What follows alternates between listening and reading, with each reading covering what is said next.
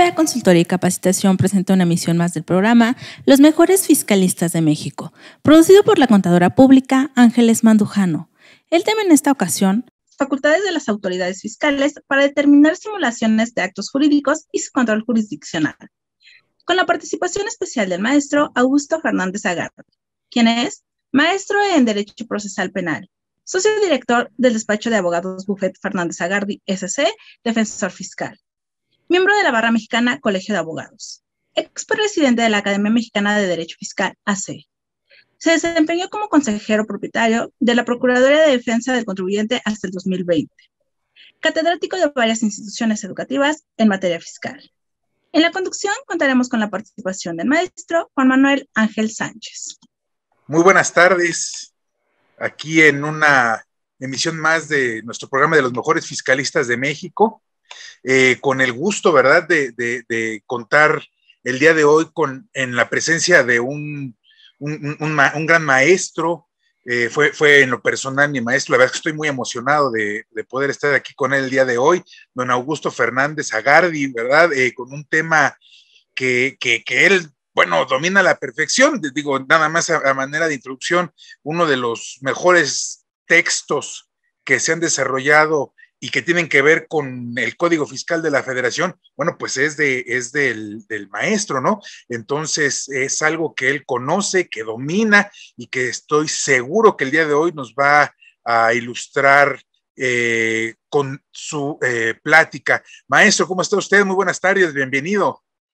Buenas tardes, mi estimado Juan Manuel Sánchez, qué gusto estar aquí contigo y saludarte.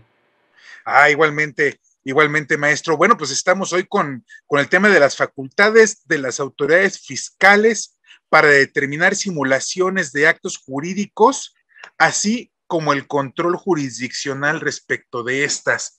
¿Qué es lo que, por qué le llamó este tema la atención, maestro? Bueno,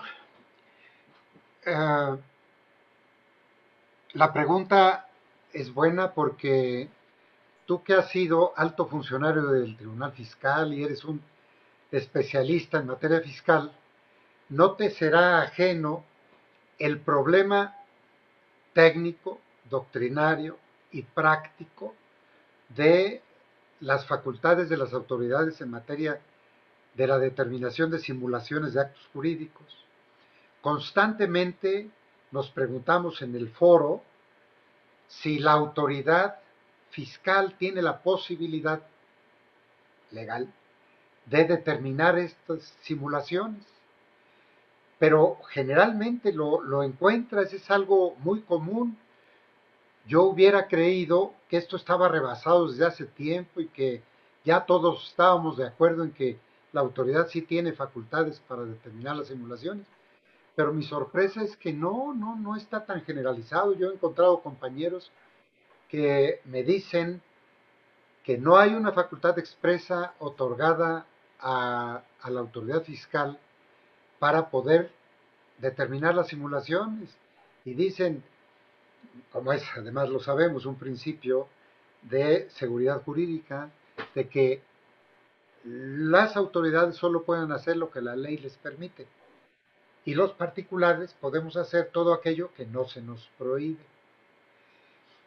Y dicen, no hay una facultad expresa para que la autoridad fiscal lleve a cabo la cuestión de la determinación de una simulación.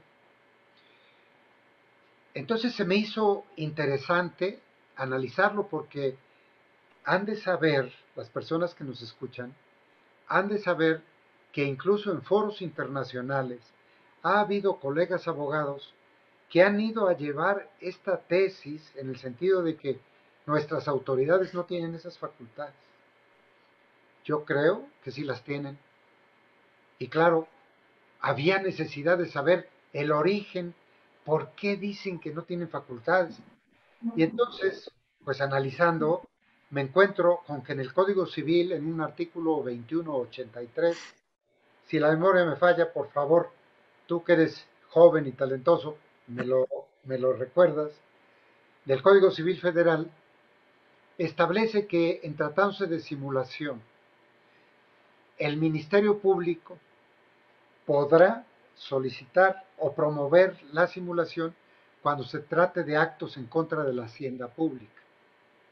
Y efectivamente esa disposición existe y todavía tiene ese contenido. Entonces me puse a investigar y es un tema que a mí me gusta. Tú seguramente en tus resoluciones en el Tribunal Fiscal debiste haber vivido este problema muchas veces. El Gran Tribunal es una gran escuela para todos nosotros y en particular para ti que eres maestro en Derecho, sino que ya eres doctor, supongo. Y entonces le escarbé y fui y me encuentro que ese artículo nace con el propio texto del Código Civil Federal en 1928, en donde se dice la disposición exacta como hoy continúa, y entonces entendemos el porqué de muchos colegas opinan que es el Ministerio Público el que debe tramitar ante un juzgado civil las simulaciones que se realicen en perjuicio de la hacienda pública.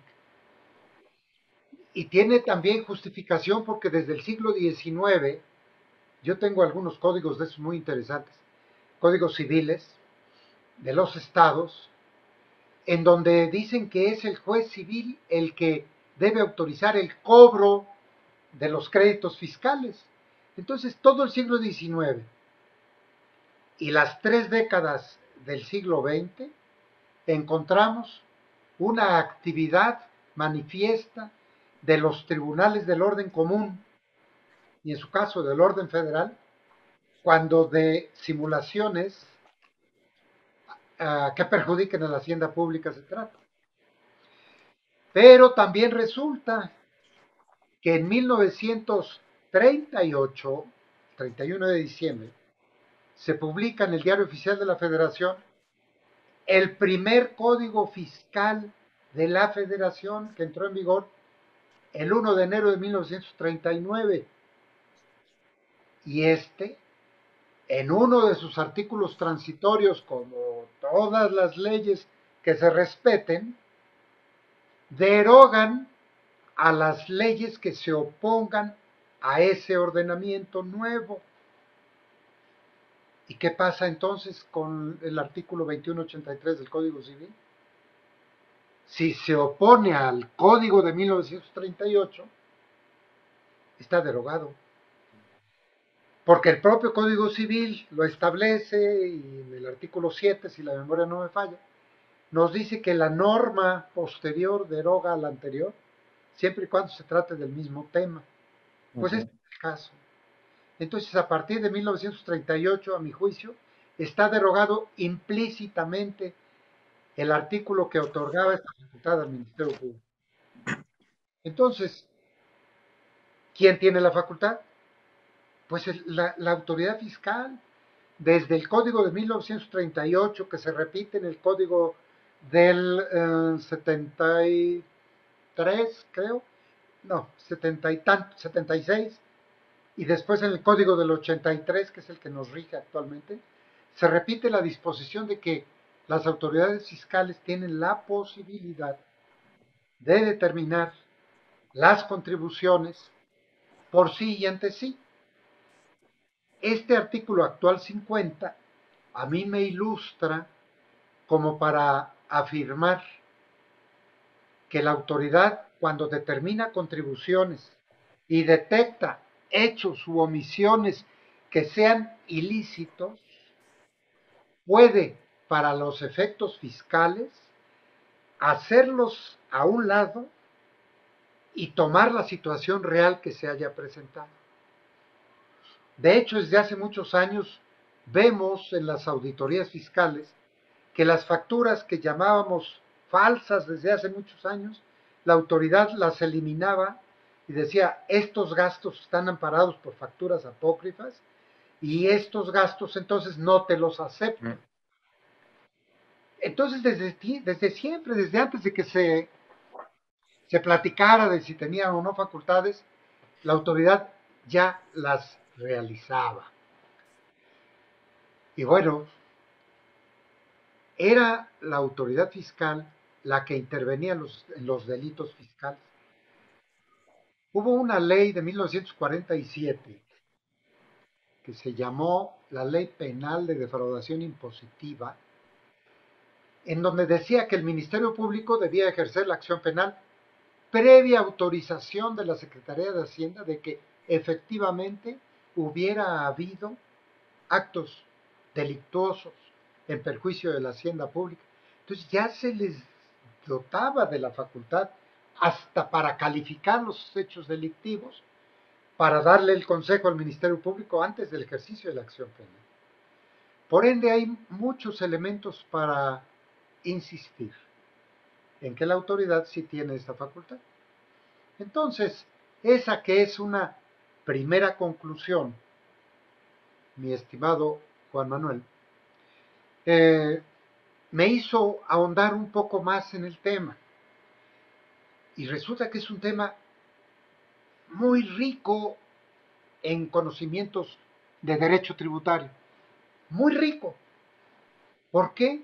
Porque cuando analizas la teoría, pues es normal la existencia de doctrinarios que hablen del fraus legis, del abuso del derecho, de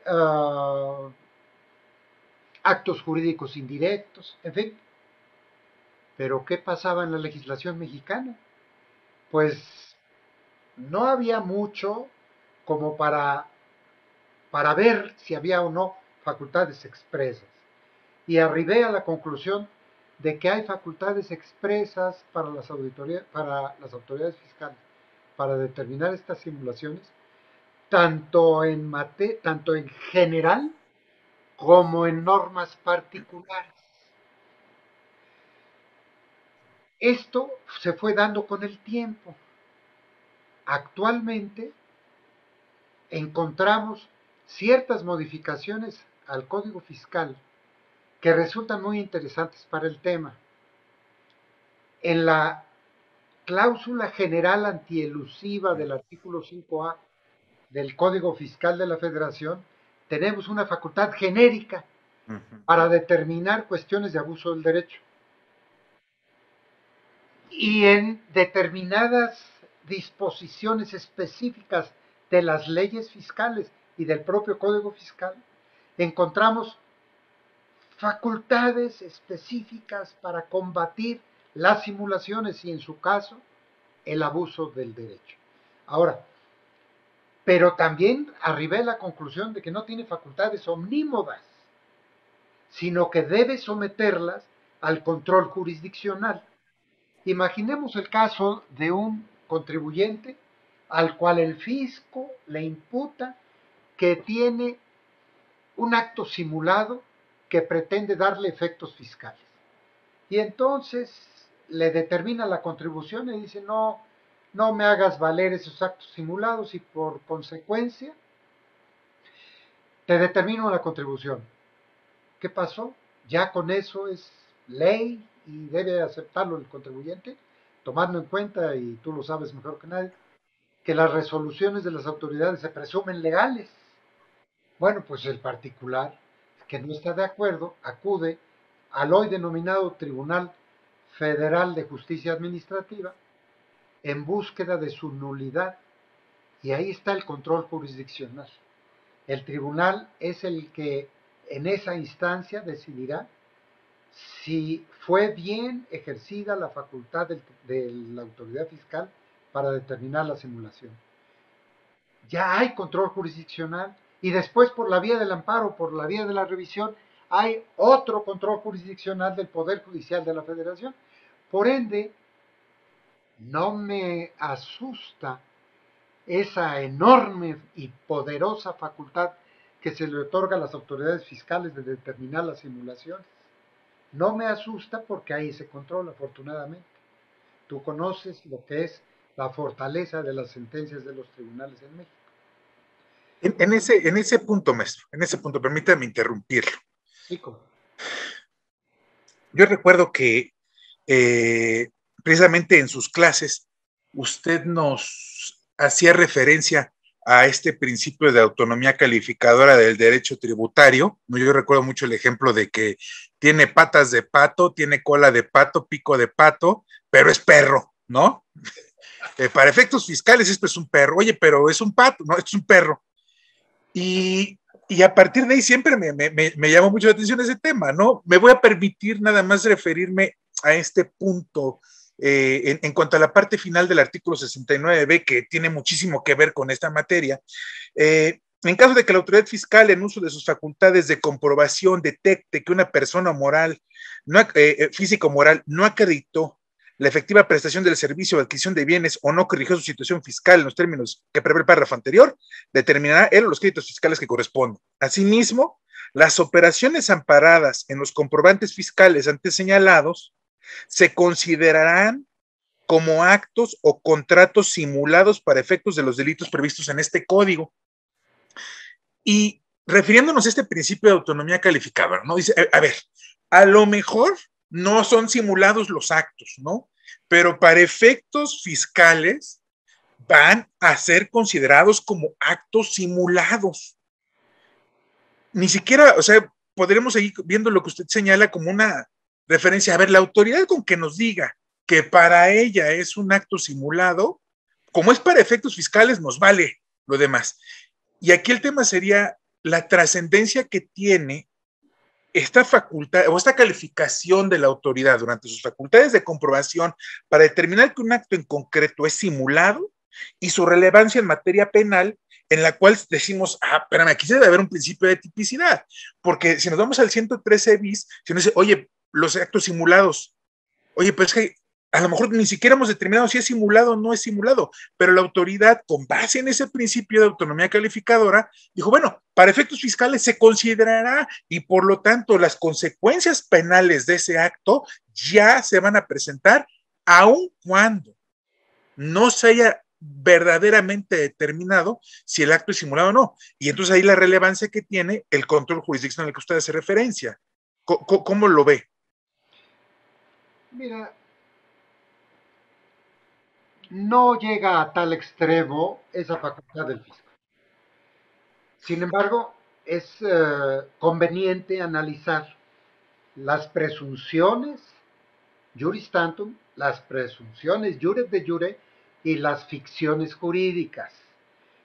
Estas facultades que se le otorgan a la autoridad y que doctrinariamente son conocidas como esa autonomía calificadora, son sometidas al criterio jurisdiccional.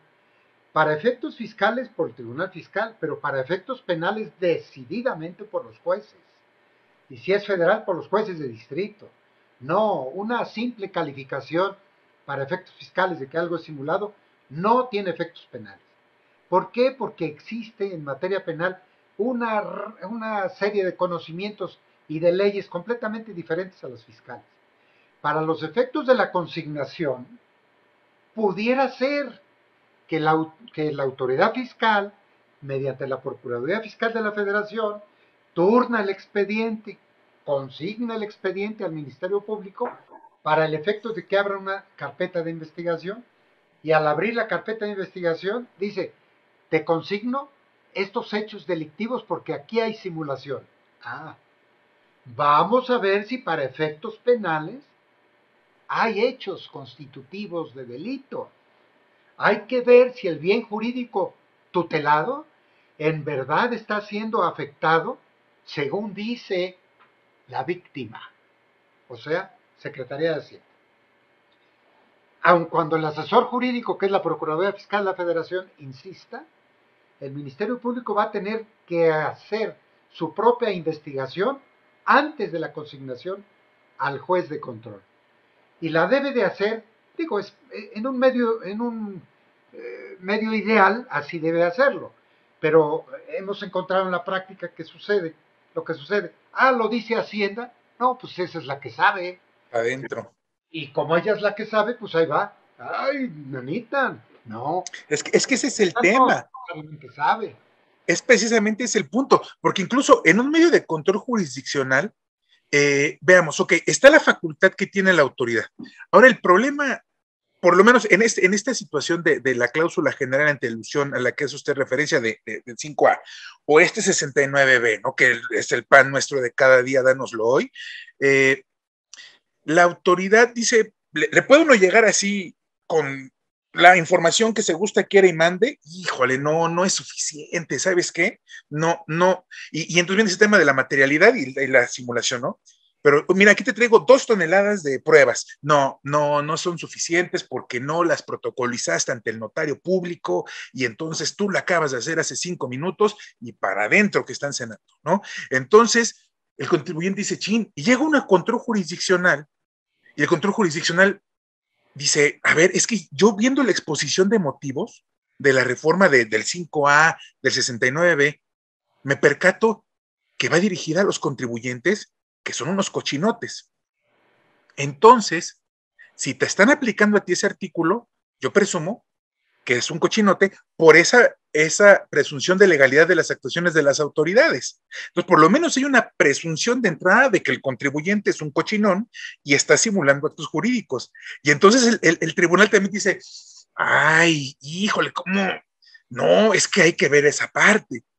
¿No cree usted que sería conveniente también, por certeza jurídica, que tanto los órganos jurisdiccionales como las autoridades, como los contribuyentes mismos, tuviesen por lo menos algunas directrices que le permitieran conocer cuáles son los elementos con que debe de contar, precisamente para que se considere que esa presunción de simulación o esa simulación como tal puede ser desvirtuada?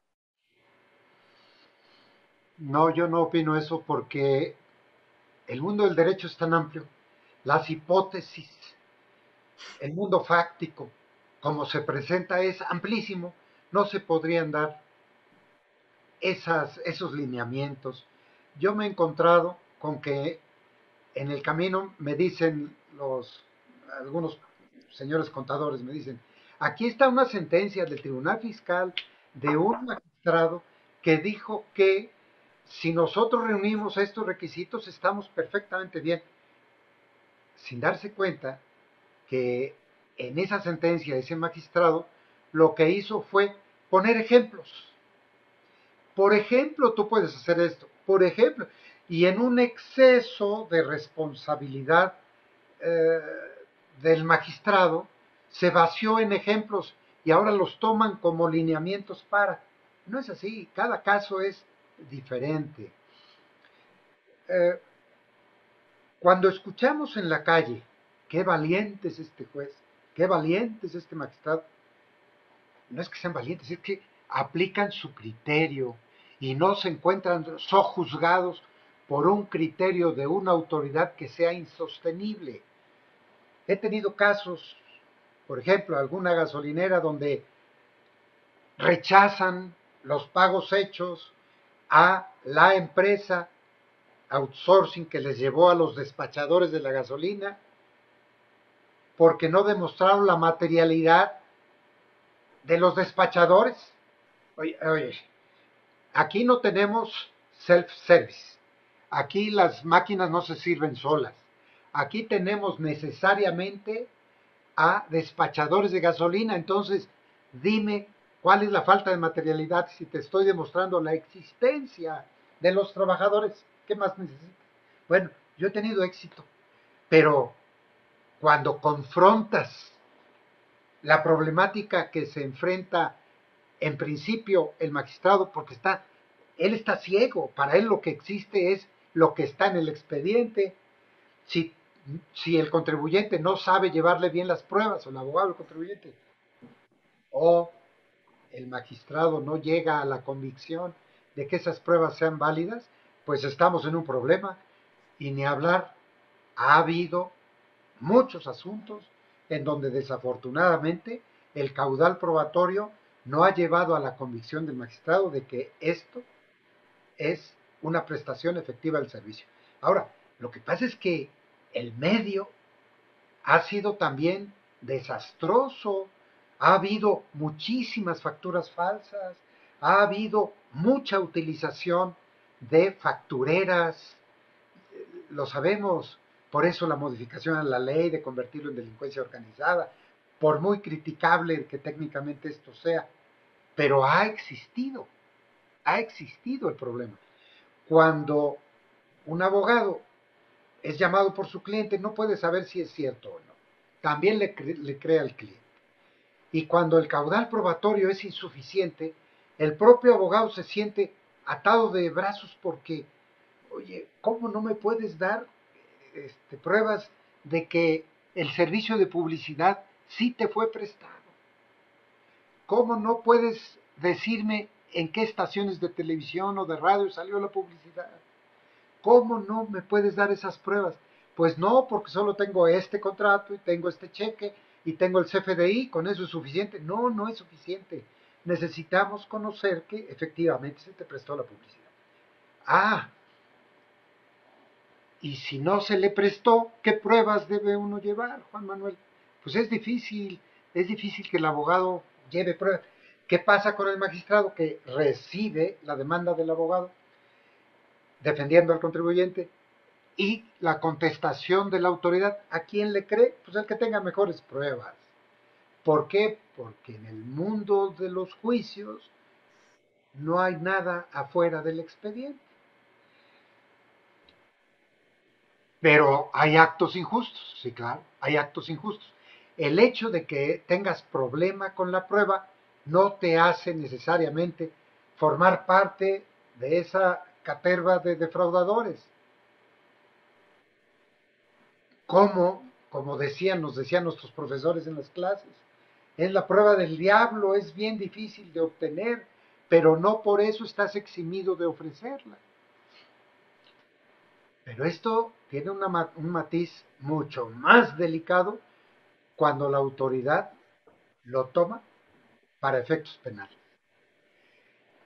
Y sin mencionar el caso concreto, pero sí mencionando la disposición, el 69B puede tener efectos penales, la conclusión a la que llegue la autoridad cuando determina la inexistencia de los actos, así dice en su cuerpo, inexistencia, ojo. Y al final dice, simulación de actos para efectos penales. ¿Esto qué tanto obliga a los jueces para decir, si lo dijo el fisco, es que ya es un delito? No, no, no. Para efectos penales tendrás que demostrar los elementos del tipo y la responsabilidad en que hayan incurrido todos ellos. Es un mundo probatorio bien difícil, pero en la materia penal, pues ahí las pruebas se abren, porque ahí también las testimoniales pueden ser pruebas bien importantes, que no lo son en materia fiscal, tú lo sabes.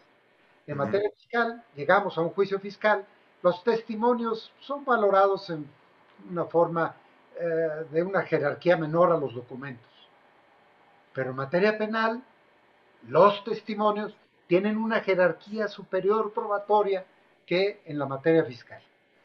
Pero tienes razón, cuando al fisco le llegamos solo en la materia fiscal, podemos defendernos con relativa facilidad porque tenemos, ni modo, costos como la garantía del interés fiscal. Si perdemos hay que pagar los impuestos, pero no tenemos encima la espada de Damocles penal. Esas son palabras mayores. Y es que ese es, yo creo que lo que está ahorita siendo la principal preocupación, porque sí, garantizar el interés fiscal en este tiempo es, yo creo que una de las principales preocupaciones, porque sobre todo viendo los mandarriazos con los que llegan ya la autoridad, o sea, ya no son créditos fiscales de 500,000, 1,000,000 de pesos, ¿no? De repente dicen, no, ¿sabes qué? Todas tus operaciones fueron simuladas y nada de lo que me aportaste es bueno, todos tus depósitos bancarios son también ingresos, todos tus FDIs te los consideran el doble y ¡pum! Llegan unos créditos, pero brutales que uno dice, oye, ya quisiera yo como contribuyente haber tenido esa utilidad fiscal que me estás tú determinando, no en este ejercicio, sino en toda la bendita vida, ¿no? Y al momento en que voy a defender, a los 5 minutos de que se vencieron los 30 días para presentar la demanda, ya tengo al ejecutor en la puerta, con sus ojos inyectados de sangre, de, bueno, pues yo ya vengo aquí a cobrar, ¿no? Y entonces eso es muy preocupante. Pero el problema es que ahora también, al mismo tiempo, ya tenemos presentada la denuncia y luego incluso sin facultades de comprobación. ¿Cuántas personas, por ejemplo, físicas, están siendo ahorita sujetas a un ejercicio de la acción penal por el hecho de haber cometido el pecado, de haber cobrado por asimilables unas cantidades se consideran relevantes por parte de la autoridad fiscal y sin facultad de comprobación ya tienen la denuncia? Entonces dice uno, Dios mío santo, entonces dice uno, oye, porque a mí me han llegado a preguntar, oye, pero ¿que no me tienen que iniciar facultades de comprobación para que yo pueda tratar de, primero de desvirtuar aquí y luego lo penal? Y luego dicen, no, pues creo que no, ¿verdad? Por cómo están llevando las cosas. Pero ¿con qué pruebas pueden consignar? Debe haber pruebas. Pero el problema es que en lo que llegan las pruebas o no llegan las pruebas, maestro, a uno se le caen los calzones simplemente por el hecho de estar esperando a ver en qué momento se les pega la gana, o sea, a quien sea, por mucho que diga uno, en el fondo yo tengo la razón y yo sé que la voy a ganar, ¿no? Me voy a llevar ahí en el tribunal un rato y con el MP me voy a llevar otro rato y el juez pedirá otro rato, pero al final voy a ganar. Pero en lo que son peras o son manzanas, es garantizar el interés fiscal y ya tengo presentada la denuncia y Dios mío santo y voy a acabar en la casa. O sea, eso es esa facultad de las autoridades para llevar los procedimientos de esa manera. No sé si pueda considerarse esa reestructuración procedimental como una facultad que va paralela a la facultad formal. No es que te gano o pierda en el juicio, sino que en lo que gano o pierdo en el juicio, en el procedimiento penal, las cosas tan feas que me puedes hacer. Una persecución de orden penal siempre es preocupante. Pero los jueces de control sí analizan el caudal probatorio. Ahora, si bien es cierto, para someter a proceso a un contribuyente, las pruebas no deben ser tan grandes, tan intensas, como ya en el juicio posterior que viene, es cierto, pero tampoco pueden llegar solo con el decir de Hacienda o con el querer del Ministerio Público. El Ministerio Público se enfrenta en este sistema penal acusatorio, se enfrenta a un juez que es un profesional en donde le puede rechazar la acusación. Ahora, yo me imagino que tú has de tener conocimiento de asuntos que son palpablemente injustos porque solo al decir del fisco que hay una utilización de simulados, de asimilados a sueldos con cantidades estratosféricas que yo he visto que van de 13 millones a 237 millones de pesos, que al fisco le parecen falsas. Y le parecen falsas porque el impuesto con el cual se pagó el aparente ingreso es un impuesto que se lo pasaron ciertas empresas factureras, que les sobra el subsidio para el salario y lo aplican ahí. Si el fisco ya llegó a la empresa facturera y detectó que habían utilizado esos saldos a favor de impuesto sobre la renta y los aplican en un tercero que no los generó, pues entonces ahí hay un fraude fiscal, hay lavado de dinero. Si todas esas pruebas las lleva el fisco, pero le faltó la prueba del interesado, de aquel que percibe el ingreso, aquel que es el supuesto asimilado a salario, no ha sido ni llamado a comparecer, pues hay una falla enorme ahí, pero habría que ver, y lo sabemos tú y yo, el caso concreto, de que ha habido maniobras fraudulentas, acreditando impuestos que no fueron pagados por estas personas, y que solo fue para lavarles el dinero y poder ostentar cantidades enormes de ingresos que provienen de otras actividades, no de las que dicen que le prestaron a la empresa, que los declaró como asimilados a salarios, pues habrá que ver, porque fraudes al fisco así ha habido. A mí las que me molestan son los que no han sido fraudes, pero que injustamente se los imputan a Y o a X. Uh-huh. Esa es la parte que a mí me mortifica. Pero es diferente el tema fiscal al tema penal. El tema fiscal, que es el que ahorita nos ocupa, es un tema en donde yo defiendo que sí tiene facultades del fisco, pero que tiene facultades siempre y cuando demuestre la simulación y que la debe demostrar ante los jueces. Ahora, para efectos penales, el procedimiento es diferente. Cuando ya tenemos el proceso fiscal y el proceso penal al mismo tiempo, los doctrinarios dicen, esos dos procedimientos o procesos, en mi caso, son dos ramas paralelas que no se juntan. No se juntan. ¿Por qué? Porque obedecen a reglas diferentes. El procedimiento fiscal es diferente al procedimiento penal. Son dos reglas paralelas, dos rayas paralelas que no se juntan. Yo estoy de acuerdo en eso. Excepto cuando estamos en el caso en donde la autoridad fiscal no demostró el hecho generador de la obligación tributaria y en consecuencia no hay impuesto por pagar. Ahí yo sí creo que se junte la cuestión penal con la fiscal y me explico. Si el tribunal fiscal determina que de fondo, no de forma, de fondo, la autoridad no demostró el hecho generador de la obligación tributaria, no hay impuesto por pagar, el juez de lo penal encuentra con que el bien jurídico tutelado no ha sido afectado, porque al no haber impuesto, obviamente no se le afectó a la hacienda pública. Ese supuesto de la falta de hecho generador de crédito fiscal es para mí el punto donde lo penal y lo fiscal se juntan. Ahora, estoy consciente, para el abogado penalista es más difícil que para el fiscalista obtener una sentencia absolutoria. Es más difícil porque el juez de lo penal te ve todos los tipos penales que hay alrededor del Código Penal Federal y de las leyes especiales como el Código Fiscal de la Federación. En cambio, para el magistrado fiscal, el asunto de un impuesto está enmarcado en la ley federal especial, impuesto sobre la renta, etc.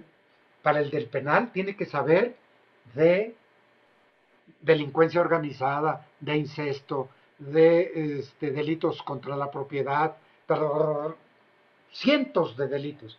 Les es más difícil capturar el asunto fiscal y necesitan muchos peritos. Pero bueno, vamos a pensar que tenemos una sentencia del Tribunal Fiscal en donde declara que no existe hecho generador del crédito fiscal y que además fue confirmada por el Tribunal Colegiado del Circuito. Esa para mí es una prueba muy importante en el proceso penal.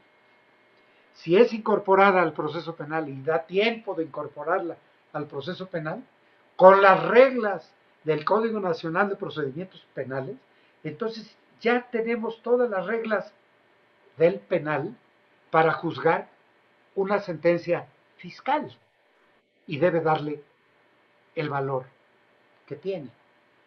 Si bien es cierto, son rayas paralelas que no se juntan porque unas atienden a unas reglas y otras a los otros, cuando esa sentencia benéfica para el particular dictada por el Tribunal Fiscal en el fondo es utilizada como material probatorio en los juicios penales, a mi juicio debe tener una estatura jerárquica muy importante esa prueba y deberá absolverse al contribuyente imputado en virtud de que no existe afectación al bien jurídico tutelado.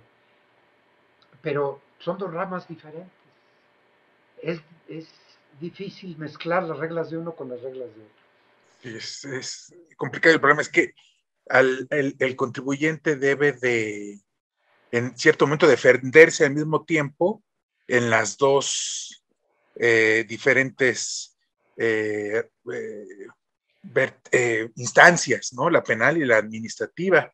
Sí. Oiga, pero a ver, por ejemplo, regresando centremos en el ámbito administrativo solamente, como usted bien lo estaba ahorita direccionando, en esta facultad tan particular que tiene la autoridad de cuando determina, oye, ¿sabes qué? Yo creo que este contribuyente está simulando actos jurídicos porque no se me presentó en el 69B, no lo localicé, etcétera, y pum, vale, ya ni siquiera se va a facultad de comprobación. Dice, ¿para qué voy a facultad de comprobación? Eso me sale muy caro, es mucho tiempo, mucho trabajo.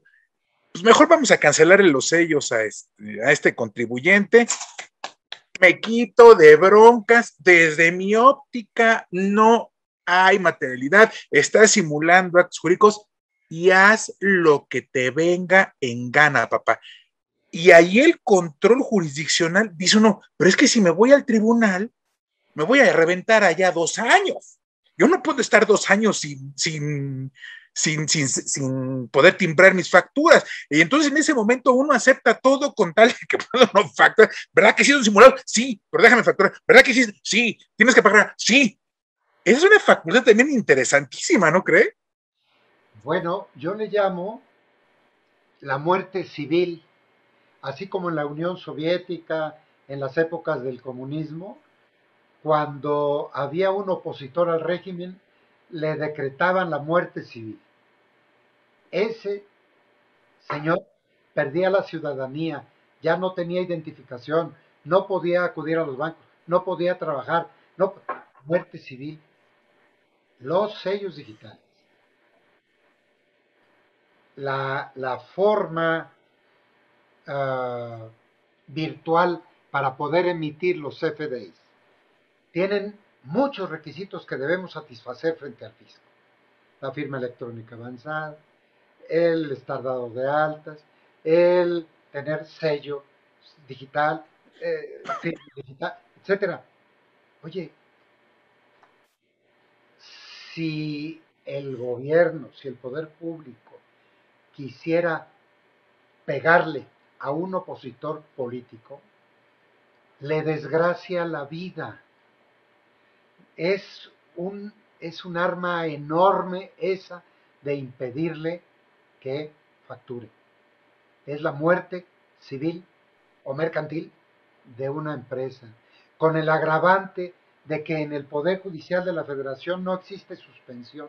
Por jurisprudencia de la Corte no se otorga la suspensión, y si leemos esa sentencia, te dice, esa jurisprudencia, te dice, es para evitar actos delictivos. Sí. Oye, pero no todos estamos haciendo actos delictivos. No hay manera, no. Debe haber una calificación muy certera de que hubo actos delictivos. Yo he sufrido también las consecuencias con mis clientes, en donde, como bien dices, después de 2 años, me dicen tenías la razón, y ya el cliente tiene para pagarme. No, es que es brutal. Esa es tremenda, maestro. O sea, dice uno, a ver. Extremosa. Sí, y además, por ejemplo, yo recuerdo que esta facultad expresa, legalmente contemplada para poder hacerlo eso, en tratándose de simulación de actos jurídicos, de expedición de comprobantes sin una materialidad, en términos de 69, entró en vigor el año pasado. Sin embargo, desde antes, llegaba uno y pum, le bajaban uno el sello y decía uno, Virgen del Señor, y llegaba uno incluso a la Procuraduría de la Defensa del Contribuyente. Decía, oye, es que la autoridad está actuando sin facultades, no hay un solo dispositivo que la faculte a hacerme esto. No, es que dice la autoridad que sí, que porque entra en la genérica y entonces, no, pues entonces sí puede, ¿no? Y entonces uno decía, bueno, pues Juan, te llamas, porque no había ni siquiera resolución, nada más estaba el bajón del sello, no teníamos ni siquiera un acto en un soporte documental, ya aunque fuese electrónico, del bajón del sello, y no hay manera. Y dice uno, oye, a ver, bueno, aquí ni siquiera me puedo ir al medio de defensa, porque dice, bueno, yo tengo paciencia, no me importa aventarme 2 años en el tribunal, pero yo quiero un fallo, ¿no? No, es que sabes que no tienes una resolución. Ese no es un acto impugnable, entonces ¿a dónde me voy, no? Y si me voy al amparo, pues es lo mismo. Ese es un arma, esa facultad que tiene la autoridad es increíble. Es increíble, porque con eso, mire, olvidémonos de facultades de comprobación, olvidémonos de créditos fiscales, olvidémonos de materia penal. La verdad es que no importa. Como dice usted, yo le llamo la facultad manita de puerco, porque en ese momento uno canta hasta las mañanitas. O sea, lo que quiere en ese momento la autoridad, con tal de poder seguir trabajando, sí. Y se hace hasta lo imposible con tal de poder seguir subsistiendo, ¿no? Es algo que uno dice, si verdaderamente, y lo que usted tocaba, esa presunción de que son actos delictivos y de que yo lo que estoy protegiendo es a todos los contribuyentes en abstracto, de actuaciones como las tuyas, que pueden ser defraudadoras, y además no podemos suspenderlo porque, bueno, hay un interés general de que esto no no se generalice. Oye, bueno, pero y mientras tanto, ¿yo qué hago? Ah, no, no importa. Para ti no hay una afectación. No, esto es algo temporal, es chiquito. Y sí, eso es interesantísimo. En un gobierno fascista, en un gobierno comunista, esta es el martillo que te truenan en la cabeza. Pero en un régimen democrático no debiera ser utilizado para hostigar a las oposiciones. Pero pensemos que aquí en México, que es un país súper desarrollado, eso no ocurre, que nuestras autoridades son muy prudentes y que eso Sí. jamás ocurrirá. Y que solo se les aplica a los presuntos delincuentes. Bueno, con eso le bajas un poco al ardor de la mecha. El tema es que lo aplican a quien se les ponga enfrente. Si esto fuera algo generalizado, México se convertiría en un país autoritario, de régimen autoritario, de muerte civil para las empresas. Esperemos, Juan Manuel, que esto no sea utilizado por las autoridades en formas ajenas para lo que fueron hechas. Tú eres abogado litigante, yo soy abogado litigante, y sabemos que a algunos clientes se les ha afectado indebidamente. Lo sabemos. Cuando se trata de un facturero, cuando se trata ya del delincuente, cuando se trata del lavado de dinero, caray, pues hasta lo aplaudimos. Pero Sí. cuando se trata de un cliente normal, tranquilo, un empresario que no es delincuente y se le aplica la cancelación de los sellos digitales, esto es un crimen tributario.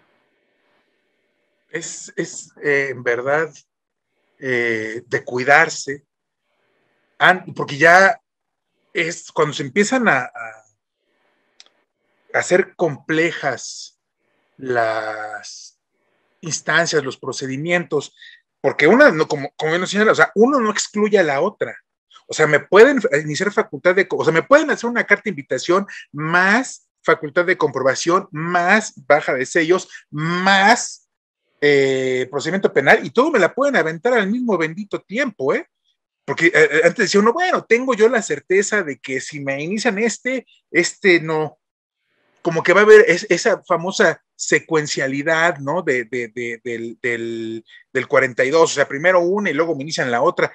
Ahorita ya son tantas facultades, tantísimas, ya los superpoderes que tiene la autoridad fiscal, si ya antes eran bárbaros, ¿no? Ya era un Superman fiscal, ahorita ya tiene unos alcances inimaginables, y además cada año tenemos más. O sea, ese artículo 17H del Código Fiscal de la Federación cada vez tiene más supuestos, ¿no? Oye, no, es que eso no lo puedes hacer. Pues lo cambiamos, lo ponemos en el 17H, ¿cómo de que no? Pum, vale. Que si pérdidas fiscales, que si cambio de domicilio, que si no localización, que si desaparición, que si muerte, que si todo baja de sellos, ya no necesita más. Así es. Ya no necesita más la autoridad. Es más, si quisiera mañana decir, a ver, ya, vamos a quitar las facultades de comprobación, ya, ¿para qué las necesitamos? Con puras bajas de sellos, uy, Eso, con eso, con sí. eso tiene. Entonces, estamos de acuerdo en que la prudencia, que es un valor, mientras más alto valor sea, estaremos en buenas manos. Pero si hay imprudencia, estaremos en manos muy peligrosas. Sí, Sí, sí, esas y facultades mal manejadas dan lugar a regímenes dictatoriales. ahí lo interesante es eso, porque uno diría, a ver, en un régimen democrático, uno podría preguntar, oye, ¿qué capacitación? Porque, o sea, pasa lo mismo, ¿no? De que uno cuando yo comentaba, cuando tuve la oportunidad de estar todavía en el tribunal, yo comentaba, no, es que bueno, uno ingresa aquí al tribunal y le insertan a uno aquí un chip, ¿no? De sabiduría infinita fiscal, ¿no? Que en ese momento, por el simple hecho de ingresar, ya sabe todo, ¿no? Digo, con las autoridades debe ocurrir algo similar, ¿no? Simplemente entra alguien a trabajar con las autoridades y ya en ese momento conoce a la perfección todas las materias, todas las actividades económicas, todas las formas de desarrollar, todas las formas de negocios habidas y por haber, ¿no? Todas. Entonces, luego dice uno, y los escucha, dice uno, oye, no, pero espérame, es que mi modelo de negocios no es así. Mi modelo de negocios me permite hacer estas otras actividades. No, no, no, no, no, no, no, no, me perdonas, pero eso está mal. Es imposible que tú cobres de esa manera, o es imposible que tú te lleves a cabo ese negocio así. Esto es rarísimo. Y si lo estás haciendo así, es porque eres un evasor fiscal cochino. Y zúmbale. Y a ver, trátelos de convencer de lo contrario. No se puede. No se puede. Y dice uno, oye, déjame ver, digo, no, es un régimen democrático, ¿qué capacitación le has dado tú a esta autoridad para poder ejercer de manera prudente, como usted lo está señalando, a ver, te están dando una bazuca, acabas de entrar a trabajar, te están poniendo una bazuca y una metralleta en las manos, déjame ver que estás capacitado para saberlas utilizar de manera prudente, porque si presumimos que por el simple hecho de estar adentro estás capacitado para hacerlo de manera prudente. ¡Ay! No. No, no, no. Entonces debemos desear que la prudencia esté en sus supervisores, en sus jefes. Mira, si no hubiera prudencia, ya estaría medio México deshecho. Yo sí creo que haya supervisores que contienen un tanto a esas facultades omnímodas y terribles que tiene el fisco. Generalmente como abogados confiamos en los tribunales y por ende en las herramientas que nos dan las leyes procesales, como es el caso de las suspensiones, ya sea en el Tribunal Fiscal o en el Poder Judicial. Tenemos esas medidas resarcitorias, esas medidas cautelares positivas para que nos devolvieran, en caso dado, los sellos, la utilización de los certificados digitales, en fin, que nos lo pudieran dar, pero cuando la jurisprudencia de la Corte dice que no se concede suspensión, ya estamos perdidos. Entonces, los abogados como tales, pues pensamos tener las suficientes herramientas o confiamos en el derecho, tenemos las suficientes herramientas para detener al monstruo que se nos viene encima. Pero cuando esa herramienta no funciona a nuestro favor, sino que también desconfía del ciudadano en general, estamos fritos. Es que justicia tardía no es justicia, maestro. Así es. Y aquí podríamos tener la razón y nos va a servir para marcar nuestra sentencia y decir, mira, la gané, mira qué bonito me quedó mi juicio, pero ya el pobre contribuyente está ahí muerto, ¿no? Y aplastado y dice, bueno, dice uno, no. Quiebra. Sí, sí, sí. Y bueno, como abogados y miembros de distintas organizaciones, debemos alzar la voz para hacerles ver a los juzgadores la problemática a la que se enfrentan los justos, porque están pagando por pecadores. Es correcto. No, qué bueno. Oiga, maestro, qué qué verdadero placer. Ahorita que estoy viendo el reloj, digo, Dios mío santo, se me ha ido como si fueran 2 minutos, pero ha sido verdaderamente un placer escucharlo en verdad.